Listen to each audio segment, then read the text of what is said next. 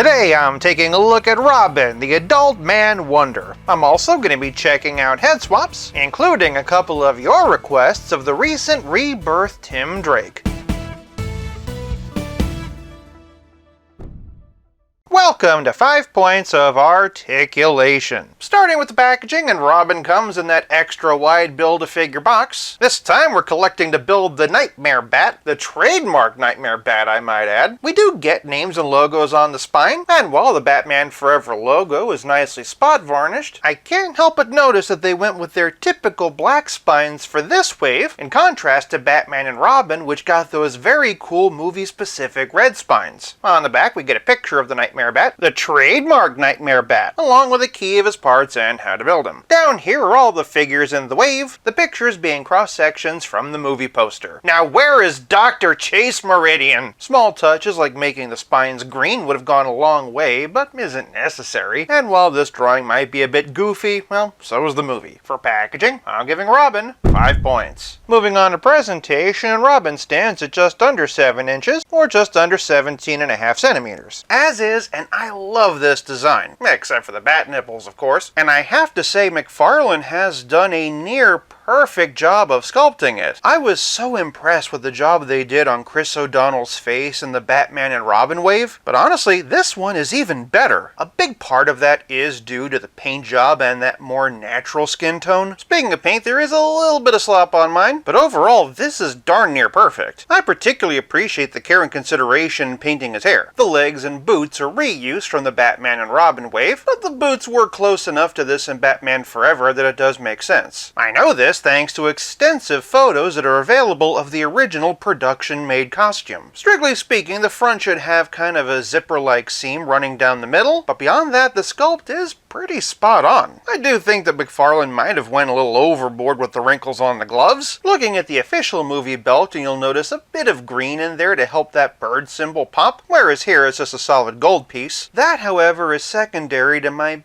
biggest issue with the figure, the green. In the movie, it was very clearly a deep, iridescent emerald. Here, it's kind of a flat teal. They used marbleized plastic for the torso, so why couldn't they have done that with the arms and legs? Additionally, the argument could be made that the inside of the cape should be a bit more metallic, but we're going to talk more about that in playability, and for now, let's just say I'm okay with it. In fact, in docking him only for the lack of metallic green, and for presentation, I'm giving this Robin 4 points. If you're enjoying this video so far, do me a favor and give it a like. Moving on to Poseability, and if you have the Batman and Robin version of Robin, then you'll find that this is fairly comparable. From the top, and as usual, the head's on a dumbbell joint. Dick can only look up this high, but a good amount down. Fine amount of tilt, and of course all the way around. Due in part to that soft goods cape, and he can raise his arms over 90 degrees. Of course, the rotator cuffs help. Do be warned, they are a bit on the gappy side this time. Otherwise, and Robin has bicep swivel, double jointed elbows with a nice deep bend, and wrist balls that can swivel and hinge either up and down or side to side. Moving to the middle, and Robin has a diaphragm joint and a dumbbell waist. Robin can arch back this far, which is just fantastic, but as usual, he barely has any hunch forward, which is doubly frustrating considering just how good the Batman Forever Batman is. Additionally, the diaphragm gives him a wonderful amount of tilt and twist. Below the bright gold utility belt, and Robin has the typical McFarlane hips. They can kick about 90 degrees and do a better than perfect split. The twist in the hips started out pretty stiff, but the more I'm working it, the better it's getting. And then moving down, and Dick has double jointed knees, Grayson toe-ticulation, and very well integrated McFarlane style ankles that can swivel, hinge, and like Dick Grayson from trapeze artist to laundry ninja to crime fighter, pivot.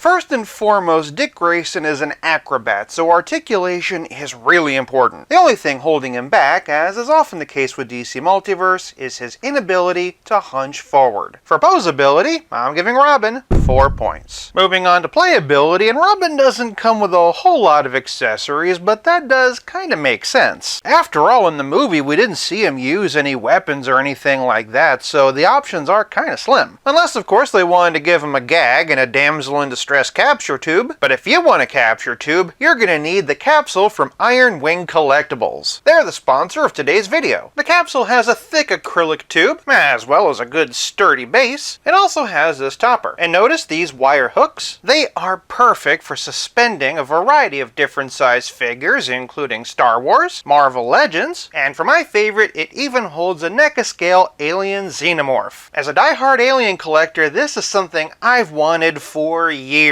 Popping that lid off and you see that light, simply pry off the magnetic lid and unscrew the battery chamber, pop in a 3-volt battery, and using the included remote control, you have several different color options. For a really cool effect, you can fill it with water, or in this case, watered down Gatorade, but that's not all. Just attach the included air compressor and you get bubbles. Seriously, this thing is so cool. To get a biochemical chamber of your very own, go to the Iron Wings collectible website, link in the description below. Getting back to Robin, and in addition to the fists he comes preloaded with, he does have a pair of accessory holding hands, along with a pointing hand. That'll come in handy for he and Bruce's endless bickering. Lastly, he does have an open hand. The best part is that because the designs are compatible, you can use them either on your Keaton or your Clooney to give those figures a bit of extra pizzazz. Just be warned, you will need to use a bit of heat. Naturally, Robin comes with a trading card and a figure stand. If you're curious, it's just a synopsis of the movie. A synopsis that literally mentions Dr. Chase Meridian. Seriously, where's our Nicole Kidman figure? But it occurs to me that if they had wanted to spring for an extra head, this could have been a pretty fun option. In fact, I wouldn't have even complained about the side-eye. I mean, probably not. That said, he does come with the wing of the Nightmare Bat. Original character, do not steal. I have to admit, the sculpted and painted detail is remarkable. Not only do you have the leather texture and veins, but there's a wonderful wash in there to bring all that detail out. I know a lot of collectors are bummed that this is the Build-A-Figure, but honestly, I'm pretty excited to put it together. All that being said, and the best play feature of this Robin is the expertly crafted wired cape. They just keep getting better and better, and this might just be McFarlane's best one yet, mainly because of the material. Out of all the capes we've seen so far, this one is the thickest and has the best thread count. You do have that kinda sorta basketball short texture on the inside, but I am impressed that it's thick, but not too thick. In that aspect, it's very similar to the Tim Drake we looked at just a couple of weeks ago. As I said in presentation, the gold should have a bit more of a sheen to it, but for a mass market release, I am very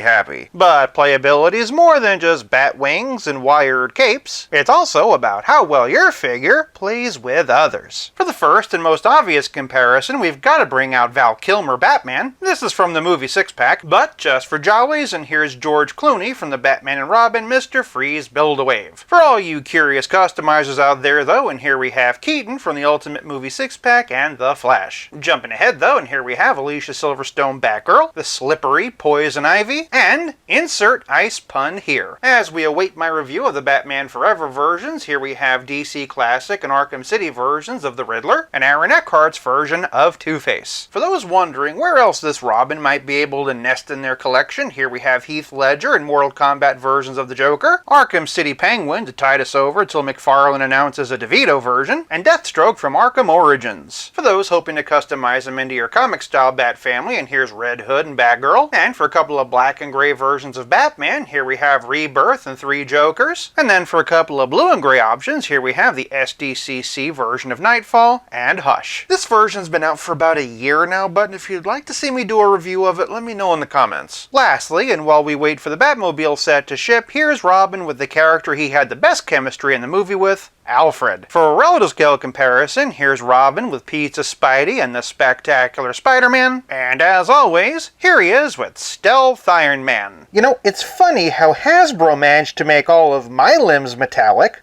Funny how I didn't immediately break. Got me there, D'Artagnan. Putting it in circus terms, and this brings us to the main event, head swaps. It seems only natural to start with Robin from Batman and Robin. The mask isn't exactly screen accurate to this costume, but as good as the likeness was on the original, this one is slightly better, so if you like this look, it definitely works. Conversely, this mask isn't accurate to this costume, but they are your toys, so if you like this configuration better, more power to you. For some comic style options, options, and naturally we have to look at Nightwing. As a more comic style head, this is cool, though you might want to do something about those demon red eyes. Otherwise, as the next logical step in Chris O'Donnell's Nightwing journey, this looks great. The red creates a wonderful sense of continuity. For the classic blue and black, and here we have the Better Than Batman version. As much as I appreciate Nightwing in red, you can't go wrong with the classic blue. Not that I would have sacrificed the Dark Knight trilogy and everything that came after, but this does make me wonder what could have been. Other way around, and the head is the same sculpt as the red version. You wouldn't have to paint the eyes this time, but you would need to paint the skin and mask. For something a bit more realistic, and here we have Gotham Knights, had Chris O'Donnell ever gotten a spin-off Nightwing movie, this would have looked great. Definitely more tactical and practical. This looks pretty good if you want the live-action feel without being tied down to a specific actor, and it is nice to see that more comics-accurate black hair. That said, and for one I'm not expecting a whole lot out of, and here we have the Titans Wave version. As a basic leotard, this isn't as bad as I was expecting, but the body is just a bit scrawny. Conversely, if you wanted to make this work as a more comic-style version, you could. You would, however, have to completely repaint the face and mask. Since Robin is rocking that Tim Drake design, I thought I'd bring out a couple of versions of him. While I do like the concept of this costume, I hate the execution, specifically the arms and how that round logo was painted over the ellipse, but if something about this inspires you, I'm happy to help. On the other hand, if you wanted to do something comic booky with this body, this head is your best bet. The skin tones are a great match, and you wouldn't even have to paint the mask. Here we have the Nightfall version. If you were ever curious about what Chris O'Donnell would have looked like in an even more comic booky outfit, here you go. This figure has all those lines and panels, so it does feel a